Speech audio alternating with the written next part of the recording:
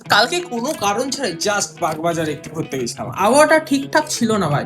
হঠাৎ করে ঝিরঝির বৃষ্টি হচ্ছে, কোনো এলোপাথারি বৃষ্টি, তারপর পুরোনো রাস্তায় এমন বৃষ্টি, সব মিলে পরিবেশটা জাস্ট জমে গেছিল। কিন্তু যখন আইডিতলা ঘাটের দিকে গেছিলাম, সেখানে দেখলাম ইঁদুরের সুন্দর রাজ্য দেখলাম, যেখানে শুধু বড় বড় ইঁদুর রয়েছে। ওখানকার সাহস দেখে মনে হচ্ছিল ওরাই ওখানকার আসল বস। কেউ বৃষ্টির মধ্যে ঘুরে বেড়াচ্ছে, আবার কেউ নিজের মনে মস্তি করছে। আর ওরা ওখানে যে আনন্দ করছিল তার দেখানো হতো। এদিকে ঝিঝি করে বৃষ্টিটা তখন আরো বাড়ছে। এবার কলকাতার এই অলিগলি দেখে আমার মাথায় একটা অদ্ভুত চিন্তা হলো, আচ্ছা যদি হলিউডের সুপার হিরোরা কলকাতায় আসতো, তাহলে এই বৃষ্টিতে নিজের পোশাক কোথায় বদল করতো? ট্রাস্ট নি, কলকাতার এই সরু অলিগলিতে হচ্ছে ভালো লোকানোর জায়গা আনে। স্পাইডারম্যানও এখানে এসে কনফিউজ হয়ে যেত না। তাছাড়া ওখানে আরো যা যা অদ্ভুত জিনিস দিয়েছে ওইসব নিয়ে ক্যামেরা রেকর্ড করা যায়নি।